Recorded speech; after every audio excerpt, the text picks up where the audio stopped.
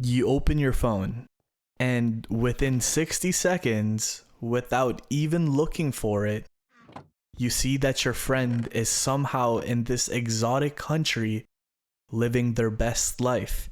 That someone from your degree is 3 months into their dream career. And that guy you sat next to in your first year lecture is apparently doing incredibly well for themselves. And then you close your phone, put it face down, and just sat there for a second. Because something just happened to you that you didn't ask for. You weren't feeling behind 5 minutes ago, and now you are. That feeling, that quiet, creeping, completely involuntary feeling, is what we're talking about today. And I promise you, it's a lot more destructive than you realize.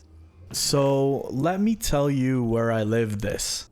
All my closest friends and I basically graduated around the same time. And look, I love these people. These are genuinely some of my closest relationships I hold on to this day. But when graduation started getting close, something started happening in the back of my mind that I'm not proud of. Because some of my friends, they were walking into what I can only describe as the traditional safe landing. Stable jobs, good salaries, clear trajectories. And here I was walking into my degree in a job market that I already knew that was going to be quite scarce. And honestly, the truth is, I knew this going into it. This wasn't a surprise. I chose this degree. I knew the landscape. But knowing something logically and then watching it play out in real time, right next to the people you care about, are two completely different experiences.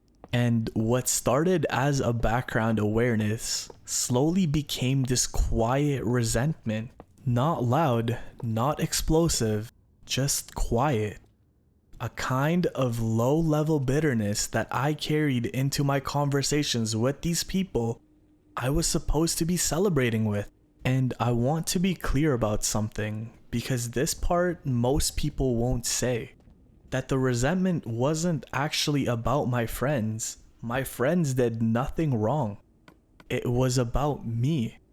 It was me taking my own fears about the future and pointing it at people who just happened to be standing nearby. And this actually started before graduation. Because if you went through university, you probably remember this very specific phenomenon, where suddenly everyone around you is joining every club, every association, and every extracurricular that they can get their hands on. And there is this unspoken pressure, this feeling that if you're not stacking your resumes the way everyone else is, you're falling behind. You're not trying hard enough. You're not doing university right. But here's the thing I noticed. And this is one thing I thought about a lot at the time. A lot of these people weren't joining these clubs because they cared about them. They were joining them because other people were joining them too. It wasn't passion driving it. It was comparison.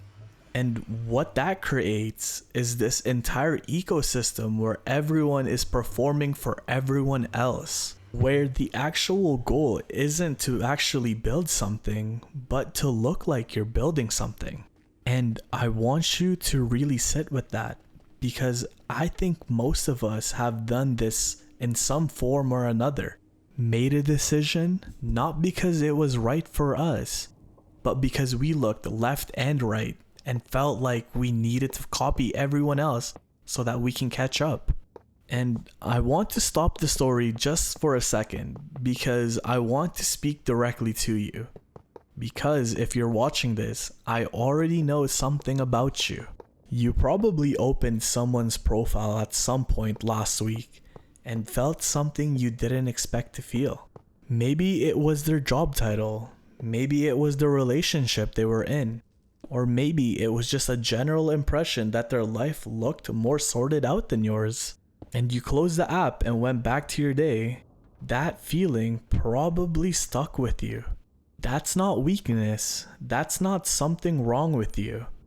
That's what happens when you give an algorithm access to your self-worth. Because social media isn't showing you people's lives. What it's actually showing you is this curated highlight reel of the moments they choose to present. And your brain, which is taking in all that information like it's real data, and is comparing it to your entire existence to someone else's best moments. That's not a fair fight. That was never going to be a fair fight. And I want to be honest about where this got for me specifically. The final year of my degree was one of the most psychologically difficult periods I've been through, because I could feel that the institutional safety net starting to disappear behind me.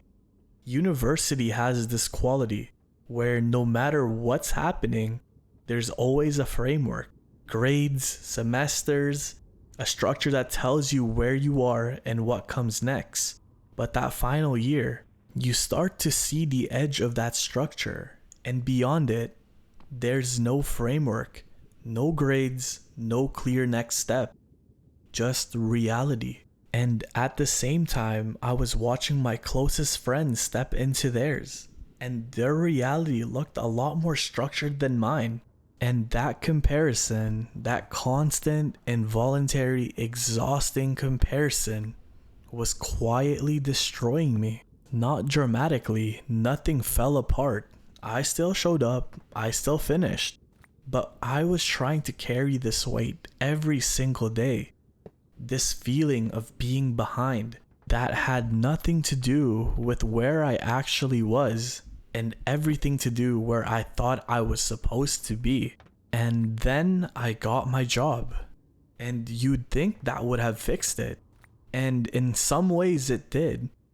But the more lasting shift, the one that actually changed how I move through the world now, wasn't the job itself. It was something I realized in the process of getting it. No matter where you are in life, you will always have problems. That sounds obvious, but really sit with that. The people you're comparing yourself to, the ones with the stable jobs and clear outlooks in life, they have problems too. They're different, but they're also quite real as well. And the people ahead of them, they also have problems as well. There is no version of life where you arrive somewhere and the problems stop.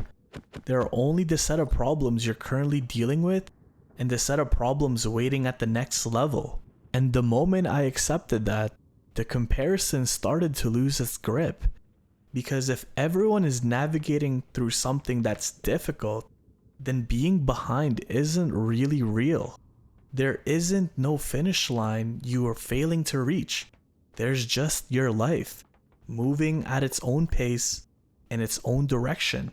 And the most accurate thing I can say about this comparison, the thing that finally made it make sense to me, is this. Theodore Roosevelt once said that comparison is the thief of joy. And I really didn't understand what that meant until I lived it. Because it's not just that comparison makes you feel bad. It steals something. It takes the actual good things that's happening in your life and makes them invisible. While you're watching what someone else has, you can't see what you have. Those two things cannot exist in the same moment. So here's what I want to leave you with. The moment you stop measuring your life against someone else's is the moment your life actually starts to feel like yours. Not because everything gets easier, or not because your problems suddenly disappear, but because your energy, all the energy you were spending tracking where everyone else is doing, comes back, and you can finally use it for the only life you actually have access to. Your own. So stop looking at their profile, not because their life isn't real, but because what you're seeing isn't their life, it's their presentation of it.